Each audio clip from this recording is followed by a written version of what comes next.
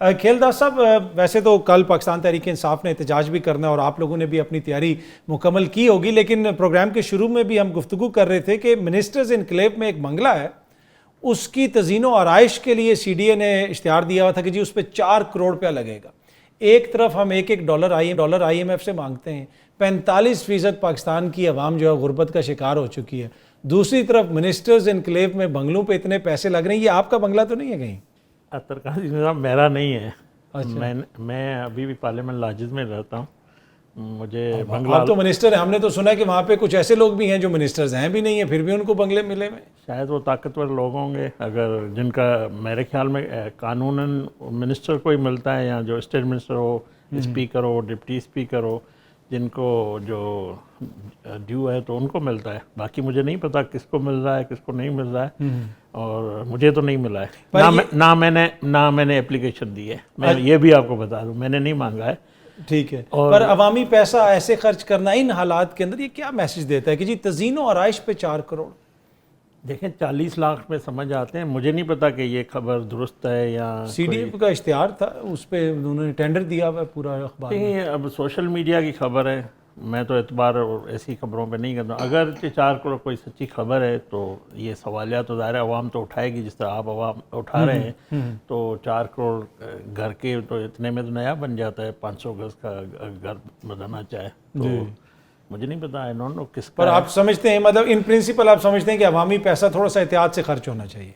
بالکل، جو مناسب ہے وہ ہونا چاہیے۔ ظاہر ہے وہ بھی جو پراپرٹی ہے گورنمنٹ کی ہے، گورنمنٹ آف پاکستان کی ہے، ان کو تزئین آرائش ہو یا ان کی جو ظاہر ہے مینٹیننس جو ہوتی ہے وہ ہونی چاہیے، وہ ہوتی بھی رہتی ہے، پارلیمنٹ لاجز میں بھی ہوتی ہے۔ 10 لاکھ 15 لاکھ ایک منیمم 4 کروڑ کا میں نے نہیں سنا ہے، اور اگر ہوا ہے تو I don't know۔ چلیں اینی وے، اب یہ کل جو احتجاج کرنے جا رہے ہیں پاکستان تحریک انصاف والے، ان کا جمہوری رائٹ ہے، آپ لوگ کوئی رکاوٹ تو نہیں ڈالیں گے؟ میں ایز اے پولیٹیکل ورکر دیکھتا ہوں کہ مجھے کوئی ان کی نظر نہیں آ رہی ہے جو تحریک کا آغاز کرنا چاہتے ہیں۔ اور دوسرا دن کل 5 اگست جو ہے نا، کشمیر کے ساتھ ہم اظہار یکجہتی کر رہے ہیں، جو انہوں نے اسٹیٹس چینج کیا تھا، بھارتی جارحیت ہوئی تھی، کل وہ دن ہے۔ تو ان کو چاہیے کہ کشمیریوں کے ساتھ اظہار یکجہتی کرے، نہ کہ اس موقع پر جس طرح لندن میں جو ان کا ہوا ہے 5 اگست کے حوالے سے جو احتجاج ہوا ہے، بڑے افسوس سے کہنا پڑتے ہیں وہاں پہ جو نعرے لگائے گئے ہیں، جو کلمات استعمال کیے گئے ہیں، یہ تو بھارت کے جو ایجنٹ ہی کر سکتے ہیں، ایک سیاسی جماعت ملک کی نہیں کر سکتی۔ اس جماعت کو جماعت رہنے دے، اس کو ہجوم میں جو تبدیل کیا ہے، اور ہجوم اور فساد اور جو کچھ آج بھی فیلڈ مارشل کی دنیا تعریف کر رہی ہے، سپر پاور بلا کے اس کو عزت دیتا ہے۔ آج آپ دفاعی مواز پہ کامیابی حاصل کر کے پاکستان اس وقت بڑا اہم ملک بن چکا ہے خطے میں، دنیا میں، سفارتی حوالے سے آپ ان کی ذات کو ٹارگٹ کر رہے ہیں، تو میں تو سمجھتا ہوں آپ ایک ادارے کو ٹارگٹ کر رہے ہیں۔ ایک ملک کی جو یہ کامیابیاں ہیں اس میں آپ یہ کیا کرنا چاہ رہے ہیں؟ اس کا جواب دیں نا ہمیں۔ اگر آپ کو پی ایم ایل این میرا چہرہ اچھا نہیں لگتا، مسلم لیگ نون کی حکومت یا جو موجودہ حکومت میں آپ کے تحفظات ہیں، آپ کے پاس پارلیمنٹ پڑی ہوئی، آپ کریں۔ کس چیز کا احتجاج، کس چیز کی تحریک ہے یہ؟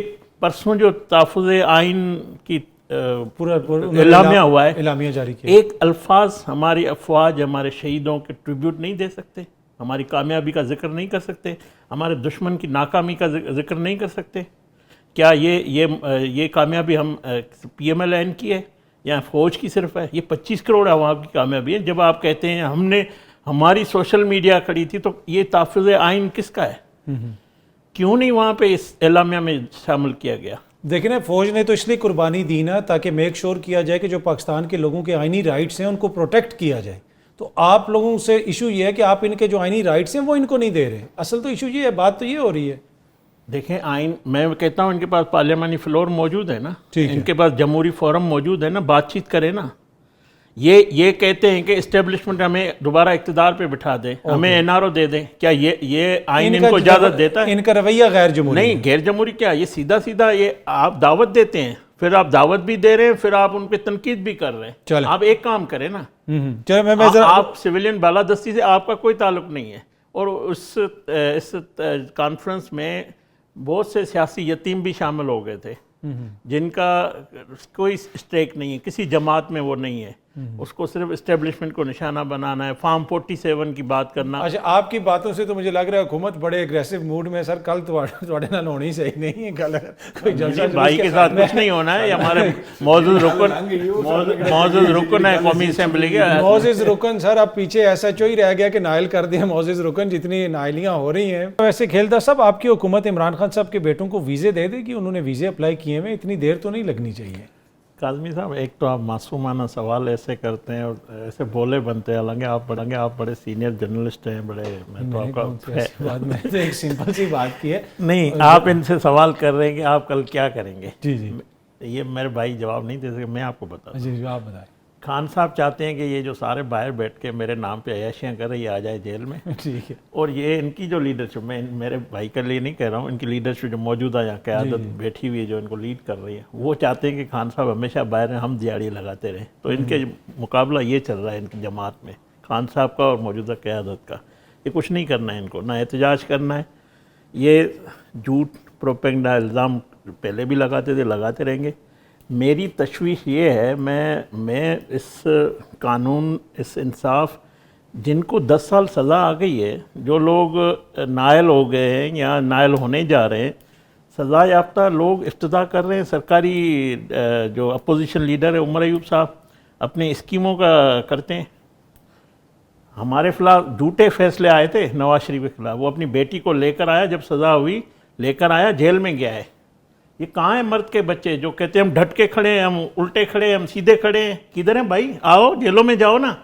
تو میں صحیح غلط کا میں جج نہیں ہوں، یہ ججوں کا کام ہے۔ میں نہیں چاہتا، میں ایز اے پولیٹیکل ورکر یہ بھی سمجھتا ہوں کہ 9 مئی نہ ہونا چاہیے تھا، کوئی سیاسی جماعت ہجوم میں نہ تبدیل ہوتی، یہ میری سیاسی مخالف جماعت ہوتی۔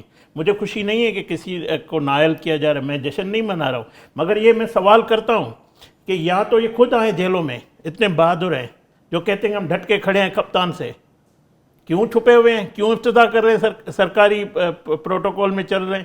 آج بھی عمر ایوب سرکاری گاڑی استعمال کر رہا ہے، جو 10 سال اتنی آزادی ان کو ملی ہوئی ہے، ابھی بھی کہتے ہیں آزادی۔ کس چیز کی آزادی بھائی؟ آپ تو دیہڑیاں لگا رہے ہیں، آپ پروٹوکول، یہ کوئی قانون دنیا کا اجازت دیتا ہے جس کو سزا آ جائے وہ گھومتا پھرے؟ کہاں ہے زرتاج گل؟ جیل میں ہونے چاہیے۔ مجھے خوشی نہیں ہے سر، نہیں مجھے لگتا ہے آپ کو تھوڑی سی خواہش ہے کہ ساری نہیں، مگر میں سمجھتا ہوں اگرچہ اللہ نہ کرے مجھے کوئی سزا آئے گی، مجھے یہاں تو پولیس پکڑے گی، کوئی قانون ہوگا تو مجھے ہتھکڑیاں لگائے گا نا۔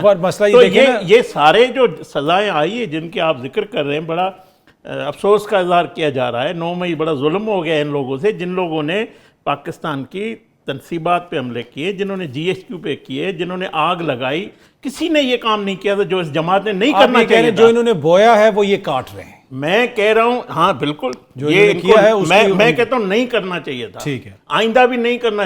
آج بھی یہ ان کی دیکھیں، ان کے آرٹیکل، ان کے اشتہارات چھپتے ہیں فیلڈ مارشل کے خلاف، ان کے نعرے لگتے ہیں، لندن میں آج بھی لگے ہیں 5 اگست کے احتجاج کے نام۔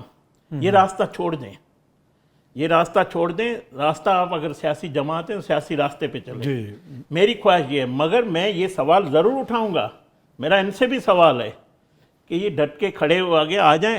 باخبر رہنے کے لیے سنو نیوز کا YouTube چینل سبسکرائب کریں اور بیل آئیکن پہ کلک کر دیں۔